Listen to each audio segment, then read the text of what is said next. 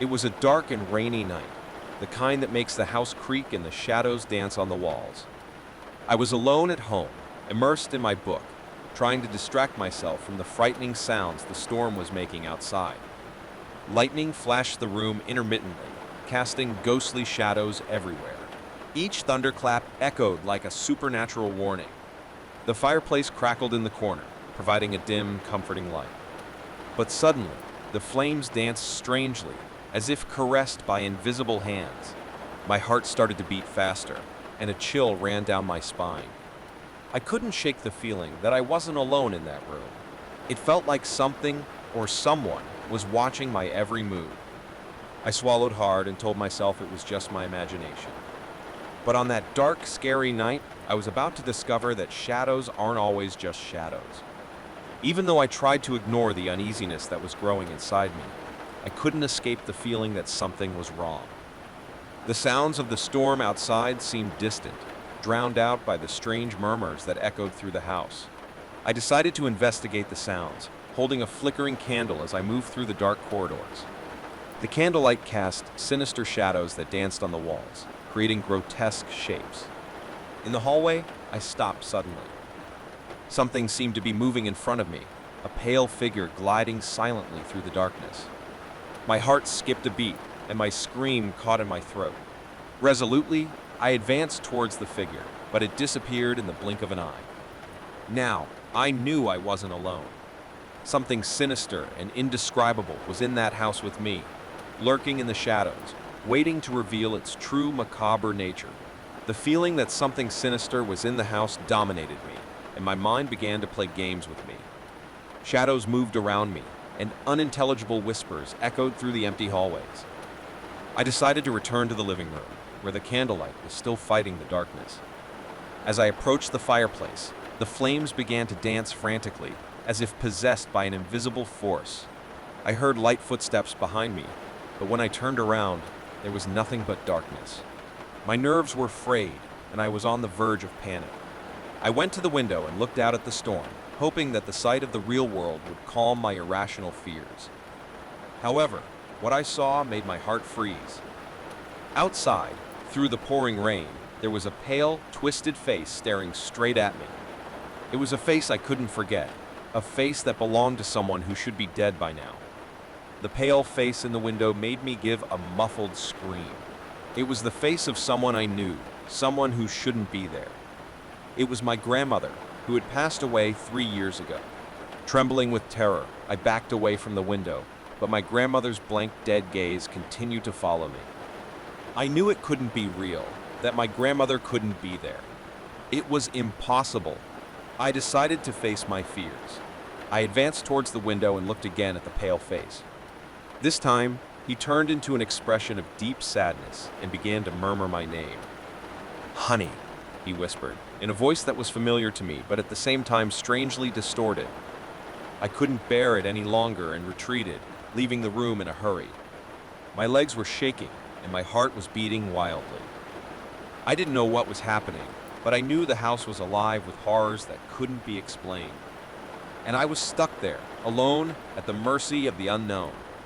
As I walked away from the window, the sound of whispers and murmurs intensified. It seemed like voices from every corner of the house were joining together in an ominous chorus. I decided to investigate the source of these disturbing sounds. My mind was clouded with fear, but curiosity drove me forward. The whispers guided me to the basement door, which was ajar.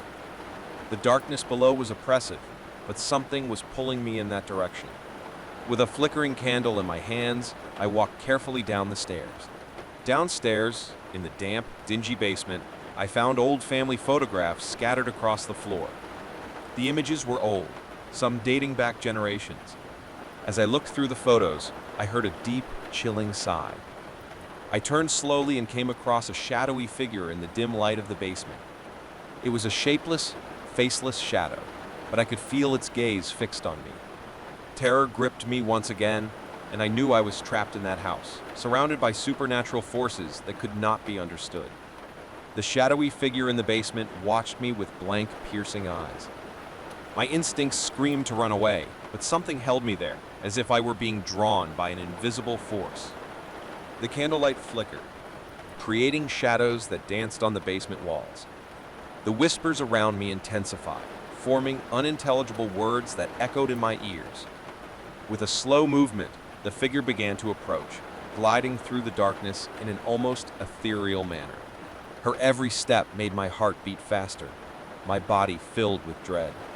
I was unable to resist as the figure reached a shadowy hand towards me. She was cold as ice, and her touch sent chills down my spine.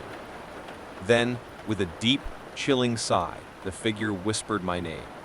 It was a voice I recognized, but couldn't be. It was the voice of someone who was no longer alive.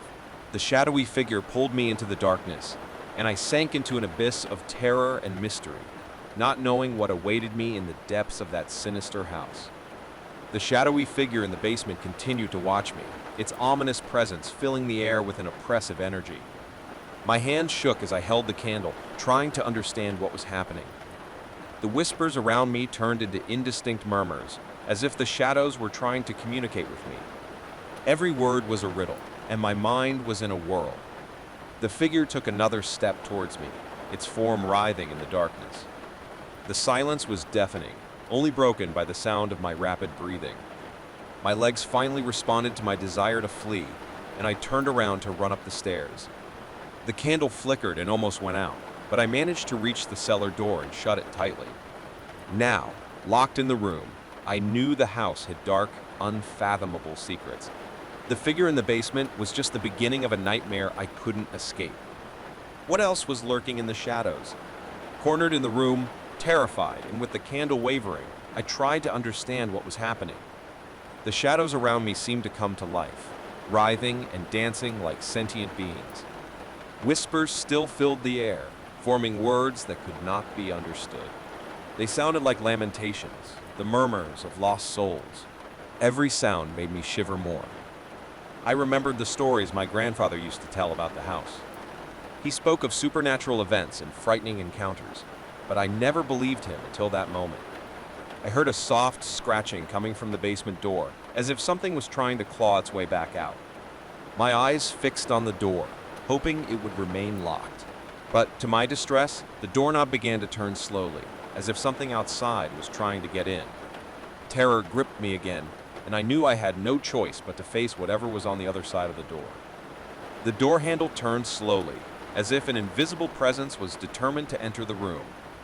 My heart was pounding, and my hands were cold and sweaty. With the candle still in my hand, I took unsteady steps towards the door, my gaze fixed on the moving doorknob. I tried to muster the courage to face the unknown. The door creaked open, revealing the darkness of the hallway beyond. There was no one in sight, but a feeling of oppression continued to intensify.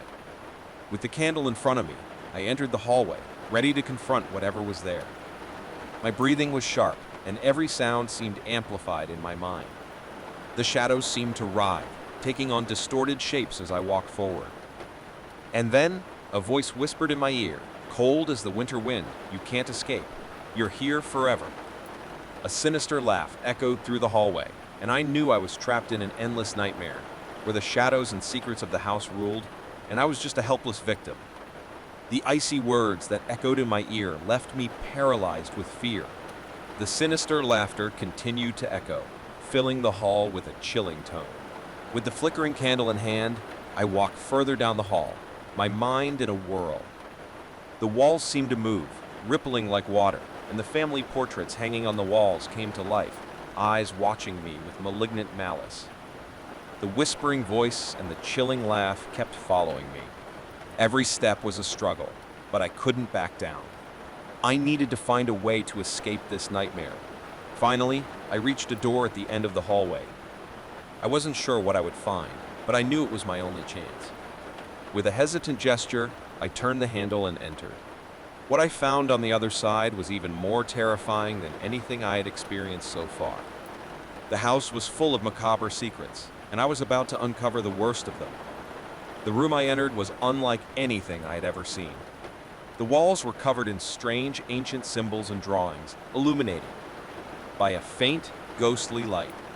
In the center of the room, there was a hooded figure leaning over a shadowy altar. The figure was immersed in some kind of macabre ritual, and the echoing murmurs were now audible, forming words of invocation to unknown entities. I tried to take a step back, but my feet felt nailed to the floor. I was completely helpless as I witnessed the hooded figure carry out his dark deeds. Then, the figure slowly turned towards me, revealing a face with no human features, just shadows and empty eyes. A shiver ran down my spine as I found myself face to face with the stranger, and his voice whispered, "You are the chosen one." In an instant, my vision went black, and I found myself being dragged into the unknown, my consciousness plunging into an abyss of absolute terror. Amid the darkness that enveloped me, I had no sense of time or space. It was as if my existence was suspended in an ominous void with no end in sight. Whispers and murmurs echoed in my mind, as if the shadows of the house were whispering to me ancient secrets and unspeakable horrors. I couldn't escape the feeling that something terrible was approaching. Then, a faint light began to emerge, slowly revealing my surroundings. I found myself in a strange, claustrophobic place, filled with narrow corridors and doors that led nowhere. The shadows continued to chase me, moving around me like sentient beings. They formed frightening and distorted images, causing deep fear in my soul. The whispering voice returned, closer than ever, muttering incoherent words. I was trapped in a maze of nightmares, and I didn't know if I would ever find a way out. The house, with its sinister secrets, had swallowed me completely. In the maze of shadowy corridors and doors that led nowhere, I was lost and at the mercy of the shadows that surrounded me. Every step was uncertain, and fear was my only companion. The whispering voices continued to fill the air, becoming more audible as it progressed. There were laments and murmurs of lost souls, echoing like a chorus of condemnation. As I turned a corner, I came across a door unlike any other. She exuded an evil aura, as if something terrible was hidden behind her. Hesitantly, I turned the handle and entered. What I saw made my blood run cold. It was a dark room, lit only by candles burning in pentagrams drawn on the floor. In the center of the room, a hooded figure knelt, reciting ancient and profane words. It was the same figure I'd encountered before, performing an even more sinister ritual. I was trapped, surrounded by nameless horrors, and I had no idea how to escape the nightmare the house had become. As I watched the hooded figure perform his macabre ritual, my heart pounded. I was trapped in that dark room without any chance of escaping that terrifying nightmare. The figure continued to recite ancient and profane words, his hood completely obscuring his face. The candles burned reddish, creating grotesque shadows on the walls. I knew I needed to find a way to stop the ritual, but every move I made seemed to be watched by the shadows. The fear was paralyzing. I decided to gather all my courage and advance towards the hooded figure. The moment I touched his shoulder, the ritual stopped abruptly. The figure turned to me, revealing empty, lifeless eyes. "You can't stop the inevitable," he whispered, before disappearing in a cloud of black smoke. The room fell silent. The candles went out, and I found myself alone again. But I knew the nightmare was far from over, and the house still held terrible secrets waiting to be revealed. The dark room after the hooded figure disappeared left me in a state of complete disorientation. The extinguished candles left the room in total darkness, and I could feel the weight of fear oppressing me. Groping in the dark, I desperately looked for a way out. Every step was uncertain, and the shadows seemed to twist around me, as if they were slowly approaching. I found a door and opened it, entering another dark, claustrophobic hallway. The labyrinth of the house seemed to have no end, and I was lost in an endless nightmare. The whispering voices and murmurs persisted, becoming louder and more aggressive. They seemed to push me, cornering me even more. Around every corner, a terrifying revelation seemed to await, and I knew there was no escaping the living house that had imprisoned me. Horror was my only companion, and the unknown waited patiently to consume me. My journey through the house's maze of horrors reached a critical point. The whispering voices and shadows became more intense with each step, as if they were feeding on my fear. Finally, I came to a door that stood out from the others. It was made of dark wood and studded with strange carvings. Upon opening it, I was greeted by a sight that took my breath away. It was a huge, cavernous room, lit by torches that cast a dim, distorted light. In the center of the room, there was a macabre altar covered in sinister symbols and melting candles. On the altar, a figure lay motionless and pale as death. It was someone I knew, someone who shouldn't have been there. It was me. Horror gripped me as I realized that the figure on the altar was a distorted representation of myself. The house had fed on my fear and darkest secrets, creating an evil version of myself to imprison me. I was trapped in an endless nightmare, and the house had won, revealing its true, terrifying nature.